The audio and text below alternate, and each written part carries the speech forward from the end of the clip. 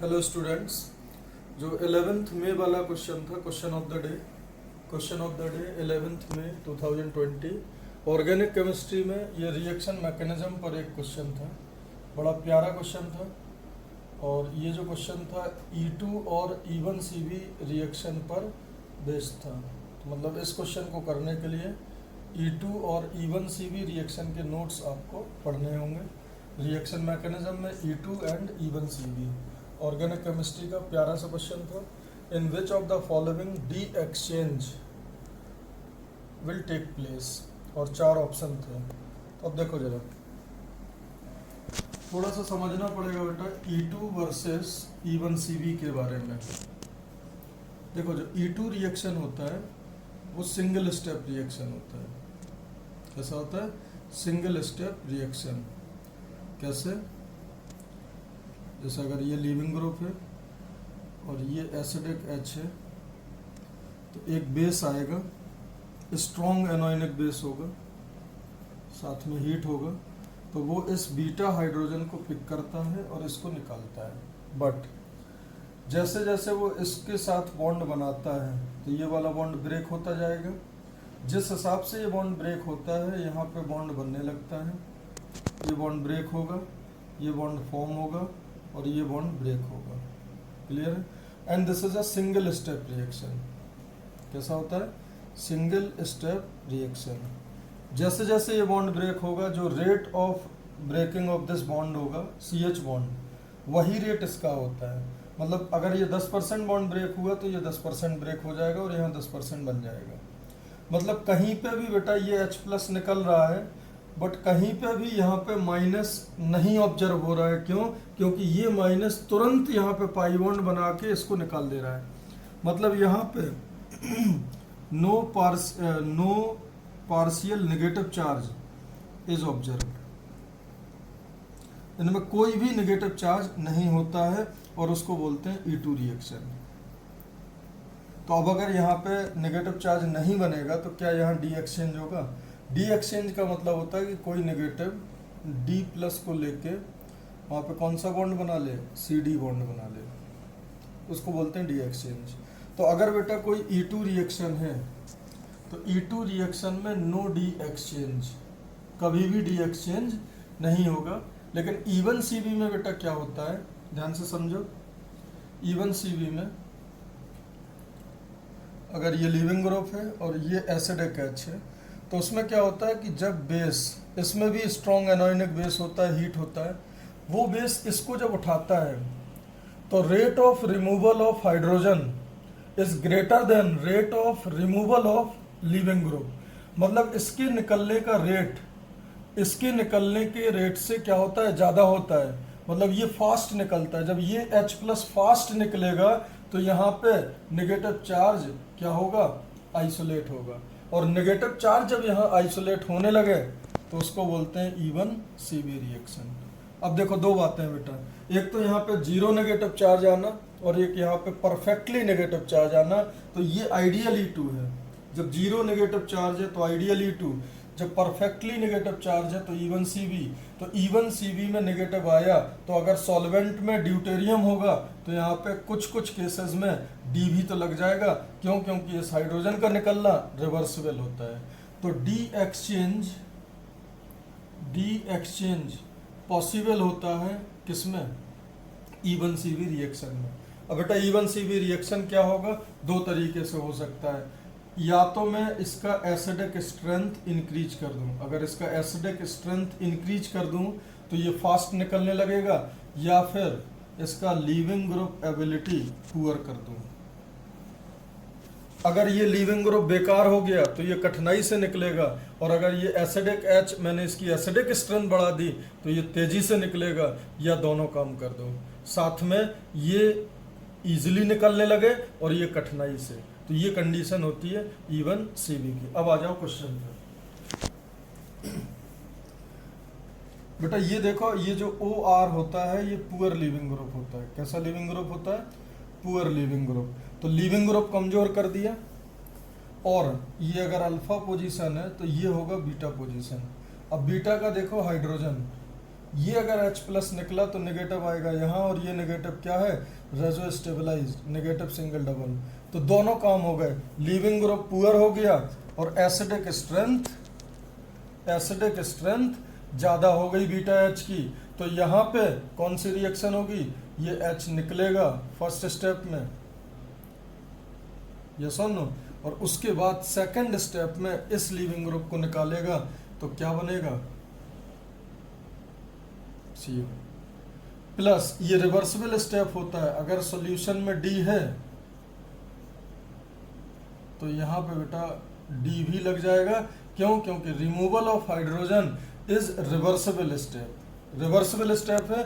अब सॉल्यूशन में देखो क्या है, यहाँ पे सिर्फ ड्यूटेरियम का एटमॉस्फेयर है, क्यों, क्योंकि C2H5OD सॉल्यूशन में है, तो यहाँ पे D एक्सचेंज पॉसिबल होगा। And this is a classical example of even CB।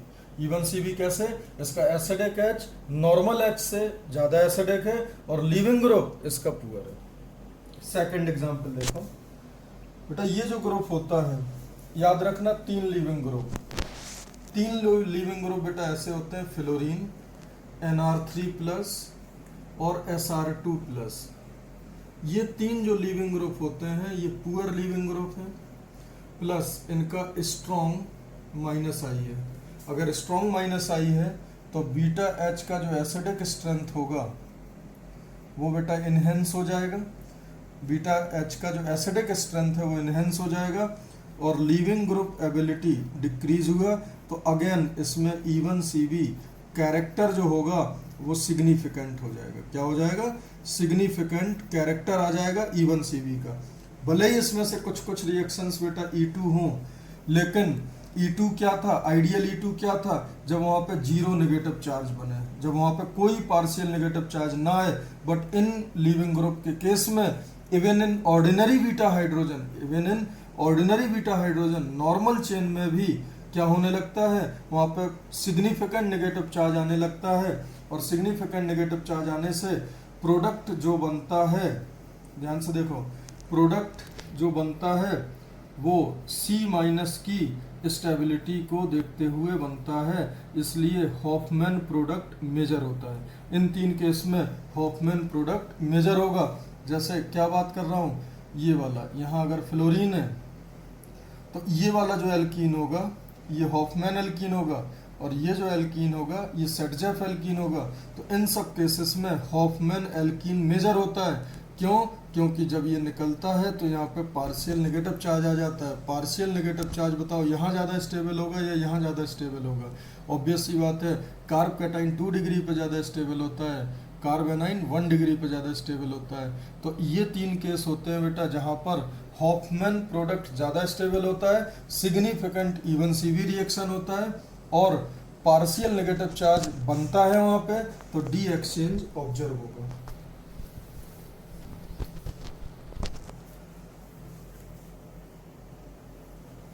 तो देखो जरा, अब क्या है, NR3, तो यहाँ पे कौन सा प्रोडक्ट आएगा, ऑब्वियस सी बात है ये Nr3+, और यहाँ पे पार्शियल नेगेटिव चार्ज आएगा जब ये H निकल रहा होगा, और ये पार्शियल नेगेटिव चार्ज इतना सिग्निफिकेंट होता है कि इसको तो निकाल ही देगा, साथ में D एक्सचेंज भी ऑब्जर्व हो जाएगा, क्योंकि जहाँ पे पार्शियल नेगेटिव आएगा वहाँ पे D एक्सचेंज होगा। तो इसका ये आंसर भी हो जाएगा। तीसरा देखो, तीसरे में बेटा कहीं कोई ऑप्शन नहीं है D एक्सचेंज का। क्यों, क्योंकि आपका जो लीविंग ग्रुप है वो नॉर्मल है, कार्बन स्केलेटन वो भी नॉर्मल है, कहीं पे कोई एसिडिक H नहीं है वैसा, तो ये आपका नॉर्मल है। ये या तो E2 रिएक्शन होगा और SN2 रिएक्शन होगा, there is no chance of D exchange. बेटा D एक्सचेंज तो तब होता है ना जब नेगेटिव चार्ज बने, और वो भी सिग्निफिकेंट बने। तो यहाँ पे नेगेटिव चार्ज बन रहा भी होगा तो हल्का फुल्का 1-2%, उस उतने में D एक्सचेंज नहीं होता है। D एक्सचेंज तब होगा जब नेगेटिव चार्ज 50% से ज़्यादा बने। This is a classical example of E2 और SN2। अगर यहाँ हीट होता तो E2 होता, और अगर हीट नहीं है तो SN2, बट कहीं कोई चांस नहीं है कि D एक्सचेंज हो। आगे देखो, एक और ऑप्शन था, देखो कौन सा लीविंग ग्रुप आ गया, स्पेशल लीविंग ग्रुप, ये वही है FNR3+ एंड SR2+। इनमें क्या आ जाता था, सिग्निफिकेंट इवन CV कैरेक्टर, मतलब पार्शियल नेगेटिव चार्ज वहाँ इतना बनने लगता था कि डी एक्सचेंज हो जाएगा।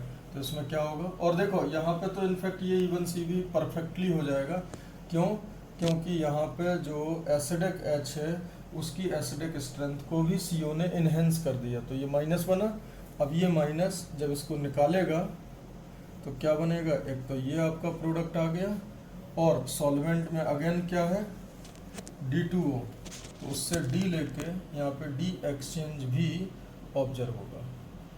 कुछ बच्चे बेटा पूछते हैं कि सर ये प्रोडक्ट ज़्यादा होगा या ये प्रोडक्ट ज़्यादा होगा, तो बेटा ये बच्चे ही पूछते हैं, जेई ने आज तक नहीं पूछा कभी भी ये नहीं, क्योंकि ये दो अलग अलग रिएक्शन के प्रोडक्ट हैं। एक तो रिवर्सिबल स्टेप का प्रोडक्ट है, हाँ अगर आपसे पूछा जाए इसका एल्कीन का एलिमिनेशन का प्रोडक्ट क्या होगा ये, और अगर आपसे पूछा जाए डी एक्सचेंज प्रोडक्ट क्या होगा तो ये भी डी एक्सचेंज हो जाएगा। इस क्वेश्चन का जो आंसर आएगा वो आएगा बेटा ABD, और जो आपका 11th मई का क्वेश्चन है उसका करेक्ट आंसर होगा ABD। अब देखो आप में से कुछ लोग ऐसे ज़रूर होंगे जिनको थोड़ा सा कंफर्टेबल आप नहीं होंगे कि सर ये सब क्या है, तो मैं आपको नोट्स भेज सकता हूँ, होपफुली आपको समझ आ गया होगा, और अगर नहीं समझ आया है तो आप मेरे को बताना, मैं आपको नोट्स भेज दूंगा। तो आप, लेकिन ये बात ऐसी है जो जेईई एडवांस जब आप पेपर देने जाओगे तो हर बच्चे को क्लैरिटी होनी चाहिए, क्योंकि ये जेईई का एक बहुत फेवरेट सेक्शन है। डी एक्सचेंज कहाँ कहाँ पर होगा, कहाँ कहाँ पर E2 होगा, कहाँ कहाँ पर इवन होगा, इवन CV होगा। तो इवन CV में बेटा जो बीटा H होगा वो थोड़ा सा सिग्निफिकेंटली मोर एसिडिक होगा, लीविंग ग्रुप थोड़ा सा कमजोर होगा। अगर दोनों बातें हैं परफेक्टली इवन CV, आपको सोचने की जरूरत नहीं है। अगर लीविंग ग्रुप कमजोर है और एसिडिक स्ट्रेंथ ज़्यादा है वो डेफिनेटली इवन CV होगा। अगर दोनों बातें नहीं है वो डेफिनेटली E2 होगा।